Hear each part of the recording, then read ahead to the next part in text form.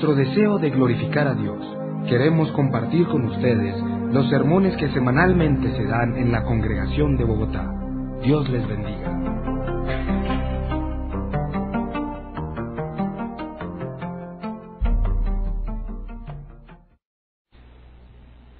La vez pasada hablamos sobre las crisis, ¿cierto? Y hablamos de que hay algunas personas que andan al borde del abismo y que de pronto caen en esos abismos y entran en crisis. Y vimos que hay algunas cosas que debemos hacer para prevenir esas crisis que nos pueden surgir en la vida. El primero es, lo más evidente, es no andar al borde de los precipicios. Y cuando hablamos de eso, todos sabemos de qué se está tratando. Es decir, no vivir de una vida peligrosa, tentando el pecado, ¿cierto? Sino vivir alejado de los precipicios, vivir alejado de los problemas en todo lo que sea posible. No volvernos ciegos al pecado. Porque eso le pasó a un hombre. ¿A quién le pasó esto? Lo vamos a ver hoy un poquito. Alguien que se puso ciego ante el pecado. A David. David se cegó ante el pecado y no lo vio. Y cayó en crisis. Tuvo problemas serios que afectó toda su familia. Y por eso él escribió: Señor, revélame mis pecados ocultos. Y también dijimos la vez pasada que necesitamos de vez en cuando sacar tiempo y arrodillarnos y decirle: Señor Jesucristo, revélame dónde está mi vida con respecto a ti.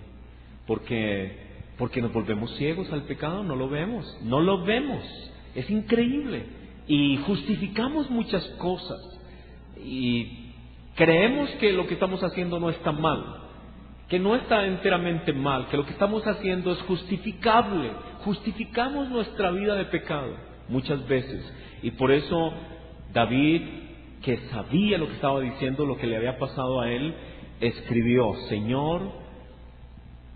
que él oraba de esa manera: Señor, revélame mis pecados ocultos, los que son para mí mismo difíciles de ver.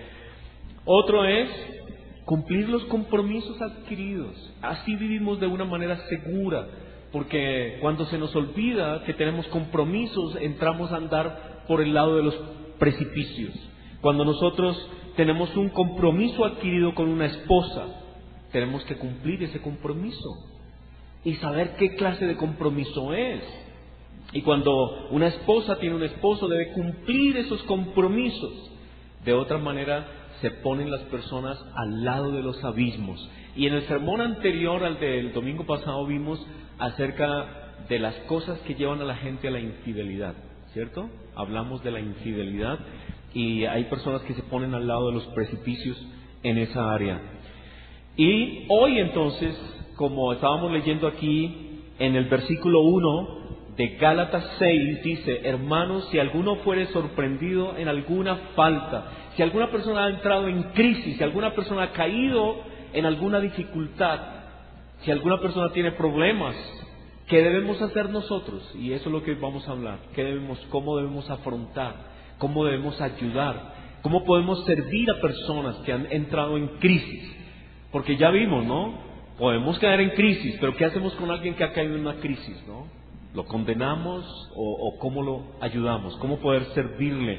Dice: hermanos, si alguno fuere sorprendido en alguna falta, ustedes que son espirituales, ¿a quién va a estar hablando? A todos los que en el momento no estamos en crisis y podemos extender nuestra mano.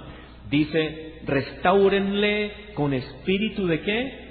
De mansedumbre, es decir, sin ser soberbios, sin decirle: mire lo que le pasó, ¿cierto? Mire lo que le pasó, sino con humildad. Restaurar a las personas en crisis con humildad, considerándote a ti mismo, no sea que tú también seas tentado. Así que no vamos a decir: de esta agua no beberé. Todos podemos caer en crisis y las crisis pueden ser difíciles, y lo que más necesitamos en los momentos de crisis son gente que nos ayude, personas que nos extiendan la mano, consejeros, gente que nos guíe, que nos ayude a salir de la situación. Y versículo 2 dice, sobrellevad los unos las cargas de los otros y cumplid así la ley de Cristo. Cuando estamos ayudando a las personas en crisis, cuando estamos ayudándolos a salir de sus dificultades, dice, estamos sobrellevando la carga de otro hermano y estamos cumpliendo la ley de Cristo. Así que hoy vamos a ver en la vida de un hombre, en la vida de una persona, el asunto de la importancia de ser buenos consejeros y de lo importante que es dar buenos consejos y la gravedad de los malos consejeros y de la gente que aconseja mal. Y nosotros hoy esperemos comprender, entender que todos nosotros, Dios nos ha llamado a ser buenos consejeros. Comenzando en la casa, con nosotros mismos, con nuestra familia y con todos aquellos que puedan entrar en crisis. Y hoy vamos a ver un poquito la vida de un hombre llamado Absalón. Y comencé con estos títulos porque hay clases para los cristianos, para los pastores, sobre el arte de aconsejar bíblicamente. No pasa. Vamos a ver, ¿qué será lo que pasa? La vez pasada tampoco, yo cambié de y tampoco pasa. Bueno, y hay otro libro que se llama, este es el hijo del anterior escritor, que se llama Lawrence Crabb, y escribió Principios Bíblicos del Arte de Aconsejar. Así que esto es toda una disciplina. Y hay pastores que toman cursos sobre consejería, es más, toman psicología pastoral, cómo ayudar a las personas de la iglesia, estudian las escrituras para ser buenos consejeros. Así que es toda una disciplina. ¿Pero es solo de los pastores? No, toda persona debe, según lo que hemos leído aquí, que todas las personas de la iglesia de alguna manera deben estar capacitados para servir a los hermanos en los momentos de crisis, en los momentos en que las personas entran en problemas espirituales o están en dificultades más allá de causas personales, porque a veces es el pecado de otros que nos hace daño, ¿cierto? No es que nosotros hayamos pecado, pero el pecado de otras personas nos afecta y podemos tener problemas por el pecado de otras personas. Y vamos a entrar entonces aquí en el tema de Absalón. Absalón. Este es un libro escrito por este hombre, se llama William Faulkner y fue un premio Nobel de literatura. Absalón. Y vamos a decir algo de Absalón. Lo primero es que Absalón era un niño absolutamente hermoso, lindo. Y no hay en las Escrituras otro lugar donde se hable de una persona como se habla de Absalón. ¿Saben qué dice de Absalón? Que era hermoso.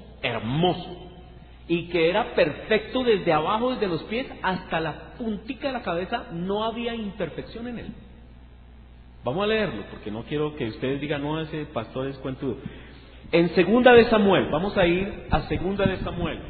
En el capítulo 14, Segunda de Samuel está en el Antiguo Testamento, antes de los reyes, encuentran un libro llamado Samuel.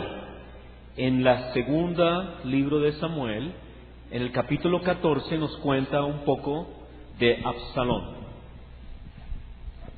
Y dice, Segunda de Samuel 14:25, dice, Segunda de Samuel 14:25, y no había en todo Israel ninguno tan alabado por su hermosura como Absalón. Pobre la muchacha, ¿no? Yo me imagino, si estuviera hoy sería uno de esos churros perseguidos por todas partes. Bueno, el asunto es que era hermoso.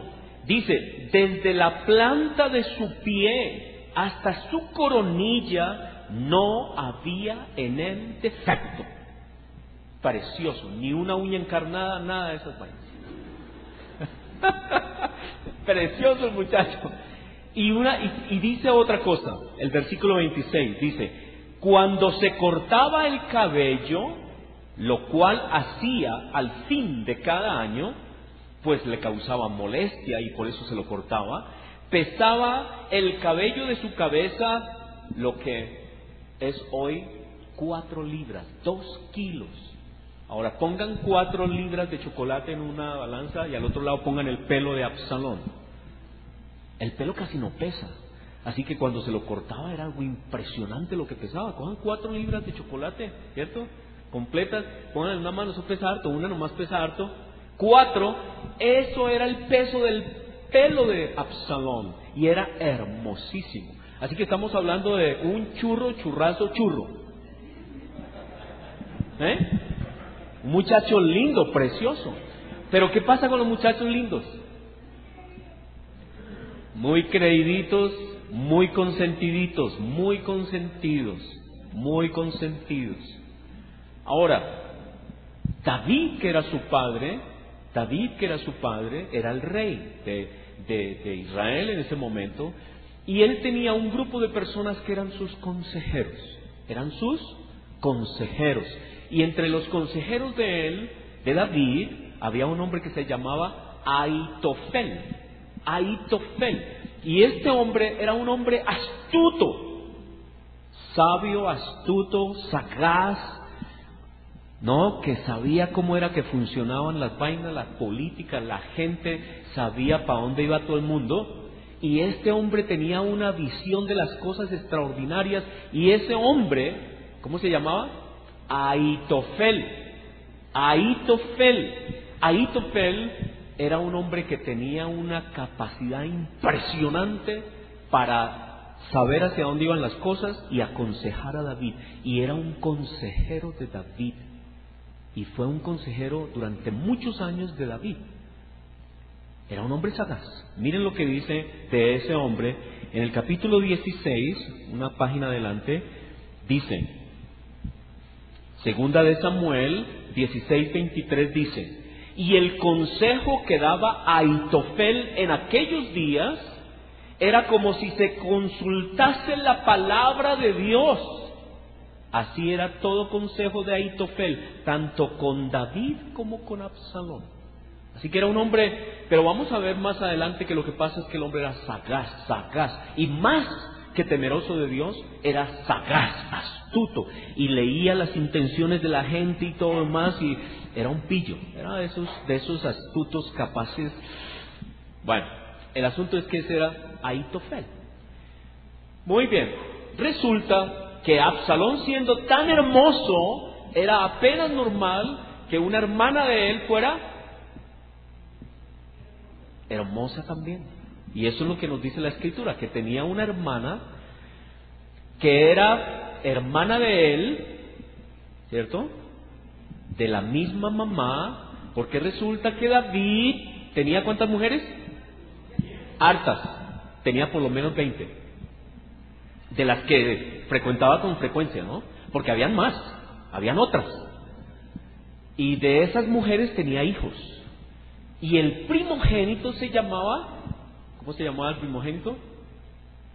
Amnón. Como Amnón. Amnón era el primogénito, el primero que le nació con una de sus mujeres, ese hombre, Amnón. Pero ese era hijo de otra mujer. Entonces aquí hay una muchacha y esa muchacha tuvo a Amnón. Y aquí había otra muchacha y esa muchacha tuvo a Absalón. Y Absalón tenía una hermanita de esa misma mujer que era muy linda y se llamaba Tamar.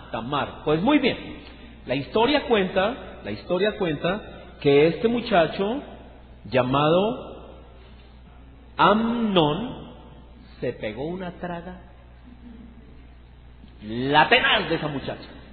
Eso la veía y se le movía todo y le daba calambres y angustia. ¿Es en serio? No lo estoy diciendo por molestar. Dice que entraba en enfermedad, se enfermaba cuando la veía. Le tenía unas ganas.